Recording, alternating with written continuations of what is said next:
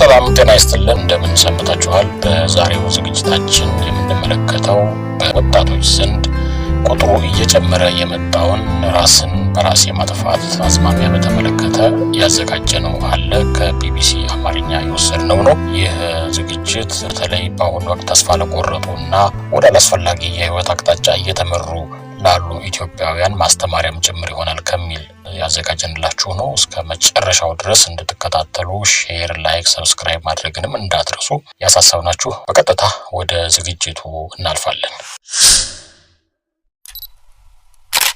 ተወዳጇና ደስተኛዋ ልጄ እንዴት በራሷ ላይ ወሰነች? በቲክቶክ እና በእኩዮቿ ጫና ራሷን ያጠፋችው ኢትዮጵያዊት ታዳጊ ፊዮሬላ ነብዩ የ13 ዓመት ታዳጊ ነበረች። ጥር 4 ለምታከብረው ልደቷ ዝግጅት ተጠናቋል። አሜሪካ እንዲከበር ነበር የታቀደው። ልደቷን ከወንድሟና ከእህቶቿ ጋር ለማክበር ወደ ዩናይትድ ስቴትስ ለመጓዝ በዝግጅት ላይ ነበረች። የበረራ ቲኬት ተቆርጦ ተዘጋጅቷል። ልደቷ ሊከበር 7 ሳምንታት ሲቀሩት ፊዮሬላ ራሷን አጠፋች። አባቷ ነብዩ ሳሙኤል ፈረንጅ በእኔ በኩል ምንም ምልክት አላየሁም ነበር ይላል። ይህ የመጣ እንደሆነ ማንም የነገረኝ አልነበረም። ይህ የፊዮሬላ ታሪክ ነው። የፍቅር የማይታይ ህመም፣ የጥቃትና እየጨመረ የመጣ ቀውስ ታሪክ። የልጆቼ ሁሉ ሰብሳቢ ፊዮሬላ በወላጆቿ እንዲሁም በወንድም እና በእህቶቿ በጣም የተወደደች ነበረች። በተለይም ከአባቷ ጋር የተለየ ግንኙነት ነበራት። ከልጆቹ ጋር ጥሩ ጊዜ ማሳለፉን ነብዩ ደጋግሞ ይናገራል።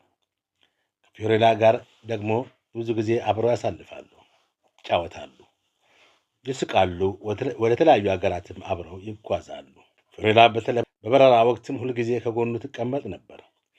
ኮፓይለቱ ወይም ረዳት አብራሪ እንላት ነበር ሲል ነብዩ ያስታውሳል። እሷ ልጁ ብቻ አልነበረችም፣ የቅርብ ጓደኛው ነበረች።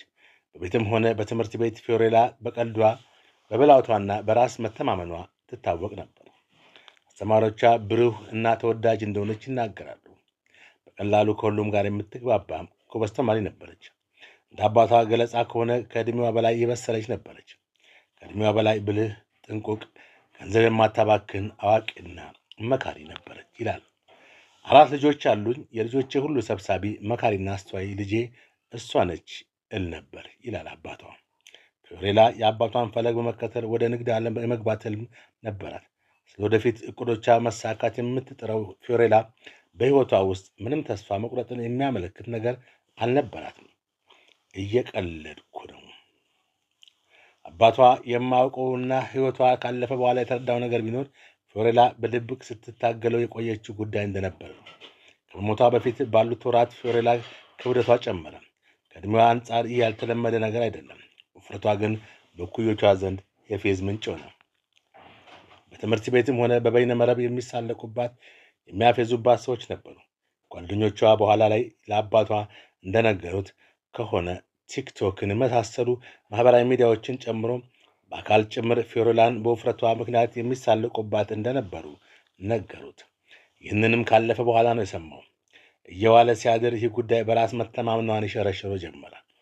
ፊዮሬላ ጉዳዩ ምቾት እንዳልሰጣት ለእህቶቿና ለጓደኞቿ ነግራቸዋለች። ክብደት እየጨመርኩ ነው፣ ራሴን አልወድም ብላቸዋለች። ግን ትኩረት የሰጠችው ነገር እንዳይመስልም ታደርጋለች።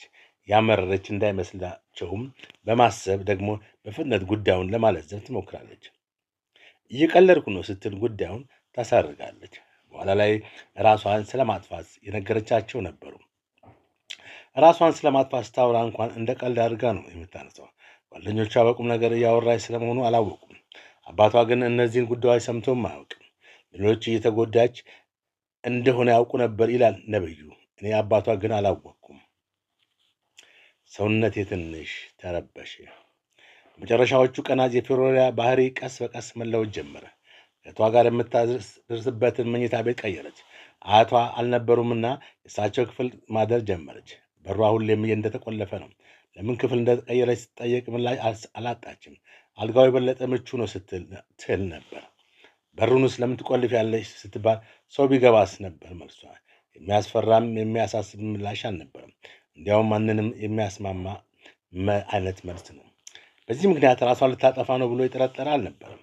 የመጨረሻዎቹ ቀናት ለፊዮሬላ ለቤተሰቧም የተለመደ አይነት ነበር። ጠዋት አባቷ ጎልፍ ለመጫወት ሲወጣ ስማው በተለመደው ፈገግታዋ መልካም ቀን ብላው ነው የተለያዩት። ለራት ስቴክ እንዲሰራላት ጠየቀች። እንደፈለገችው ሆኖ ተዘጋጀላት። ስጋውን ባዶውን ያለ ዳቦ በላች። የተለመደው ራት ነበር። ሳቅና ፈገግታ ከፊቱ አልተለያትም። ስልክ አብዝተሻል፣ ክፍል ውስጥ መቆለፍ ጀምረሻል፣ እንነጋግራለን ብለው ቀጠሮ ይዘው ተለያዩ። ሁሉም ወደ መኝታ ክፍላቸው። ምንም የተለየ ምልክትም አላዩም። ሁሉም እንደሚለው እግዚአብሔር በስራው እንዳልገባ ነው መሰል ሲል ምንም ምልክት አለማየታቸውን በተመለከተ ደጋግሞ ይገልጻል። ይህ እሁድ ምሽት ነው። ሰኞ ጠዋት ሁሉም ነገር ተለወጠ።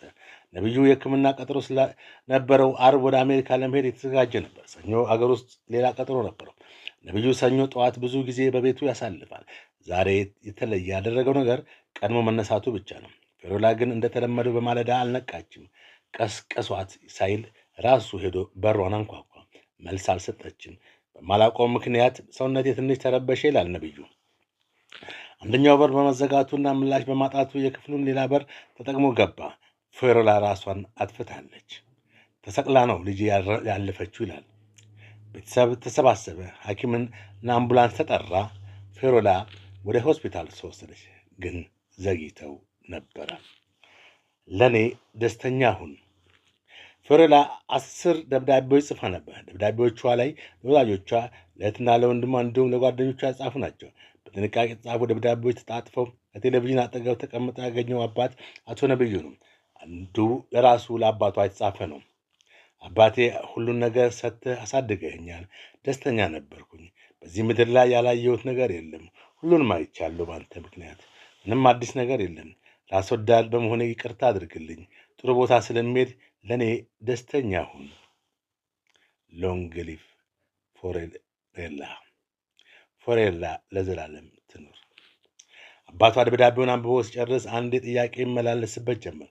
በብዙዎች የተወደደች ደስተኛ ልጅ እንዴት እንዲህ ልትወስን ቻለች የሚል። የስልኳን ፓስወርድ አስቀምጣ ነበር ያለፈችው። ከጓደኛዋ ጋር ስለ ጉዳዩ መነጋገሯን ከስልኳ ለማወቅ ቻለ። ተማሪዋ አታድርጊ ብላ እሷን ፈጣሪ ረድቷት ስታድን፣ ልጄ ግን ቆራጥና ደፋር ስለሆነች ወስኛለሁ። እዚህ ምድር ላይ ምንም አልፈልግም፣ ወደተሻለ ቦታ ነው የሚሄደው ብላ እንደዛ ነው ያረፈችው ብሏል አቶ ነብዩ። ፊዮሬላን ህልፈተ ህይወት ተከትሎ ነብዩ በርካታ ተመሳሳይ ታሪኮችን መስማት ጀመረ። ልጆች በአስራዎቹ ዕድሜ ውስጥ የሚገኙ ታዳጊዎችና ወጣቶች በተመሳሳይ ህይወታቸው እያጠፉ መሆኑን ሰማ። ብዙዎች በአካልና በበይነመረብ በሚደርስባቸው ማሸማቀቅ፣ ትንኮሳና ስላቅ ምክንያት ራሳቸውን አጥፍተዋል። በሁለት ወራት ውስጥ ቢያንስ 40 ልጆች ሞተዋል። ዕድሜያቸው ከ9 ዓመት እስከ 20 የሚሆኑ ናቸው። ይህ እኛ የምናውቀው ነው። ይህ ቁጥር ምናልባትም ከዚህ ከፍ ያለ ሊሆን ይችላል ይላል።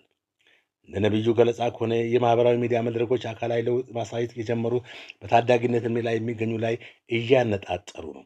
ከቤተሰቦቻቸው እየለዩ እና ራስን ማጥፋት አዲስ ነገር እንዳልሆነም እያሳወቋቸው ይገኛሉ። አብዛኞቹ ወላጆች ብዙውን ጊዜ ጉዳዩን አያውቁም። ትምህርት ቤቶችን በቂ የምክር አገልግሎት አይሰጡም። ልጆችን በዝምታ በስቃይ ውስጥ እንዲያልፉም ምክንያት እየሆነ ነው። እያስጠላሁኝ ነው። ልጆች ትንሽ ነገር ነው የሚበቃቸው የሚለው ነብዩ ስለ ልጁ ግን ምንም ነገር አላውቅም ይላል። ጉዳዩ ግን ከ2 ወር በፊት ጀምሮ ሲንከባለል የቆየ ነገር ነው። ያመረች መስላ ከተናገረች በኋላ ወዲያ መልሳ ግን ፕራንክ ነው ወይም ቀልድ ነው የሚል ምላሽ የሰጠች ፊዮሬላ ጉዳዩን ታቀዘቅዛለች። ሳቅና ጨዋታ የምትወደው ፊዮሬላ ሁሉም ያምናታል። ሕይወቷ ከማለፉ ከጥቂት ቀናት በፊት የፊዮሬላ ስልክ በጓደኛዋ እጅ ይገባል። ስልኩ ፈተሽ ስታደርግ ያየችውን ነገር ያላመነችው ጓደኛዋ እንዴት ስትል ጠይቃለች። ቲክቶክ ላይ እኔ ወፍሬያለሁ፣ እኔ እያስጠላሁኝ ነው፣ ሰው ይቀለድብኛል የሚል መልእክቶቿን ትመለከታለች። ፊዮሬላ ስልኬን እንዴት አየሽ በሚል ተቆጣ ከጓደኛው ጋር ይጣላሉ። ጥላቸው የጓደኛ አባት ይደርሳል። ስልኳን ያለ ፈቃዷ ለምን ታያለሽ ያሉት አባት ይቅርታ ጠይቃት ማለታቸውን ለነብዩ ነግረውታል። ይቅርታ ጠየቀቻት። ጓደኛዋ ግን በይቅርታ ብቻ አላለፈችም።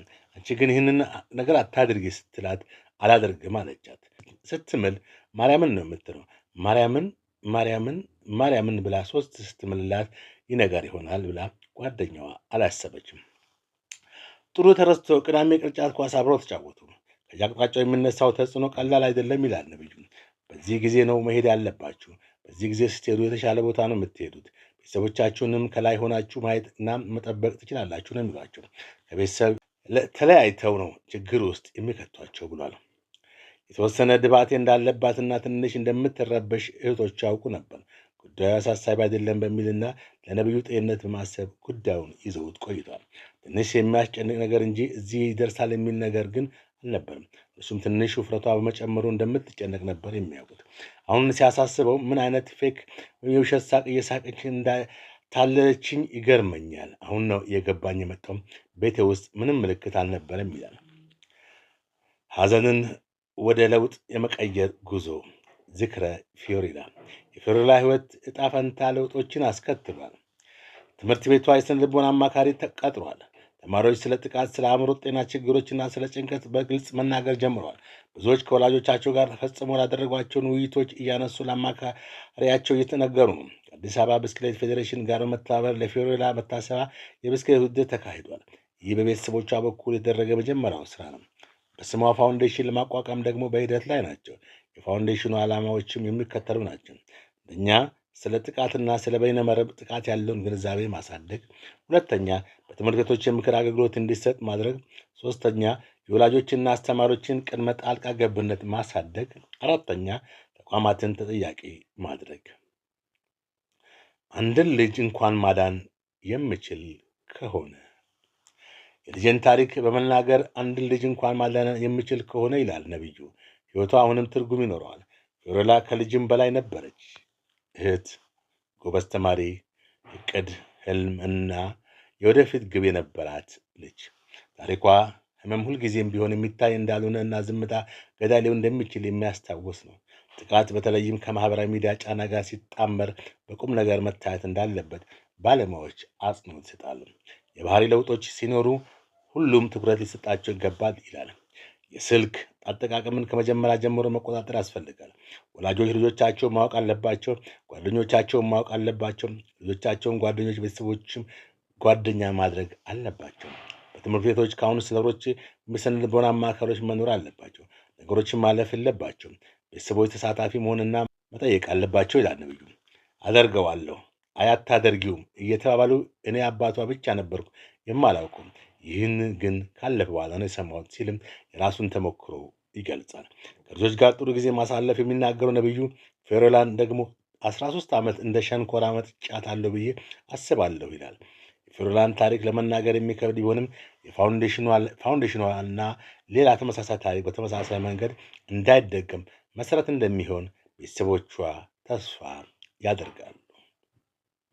ቀጣይ ጉብ ሌሎችን በመኖር ህይወቷ ትርጉም እንዲኖሩ ማድረግ ነው ይላል።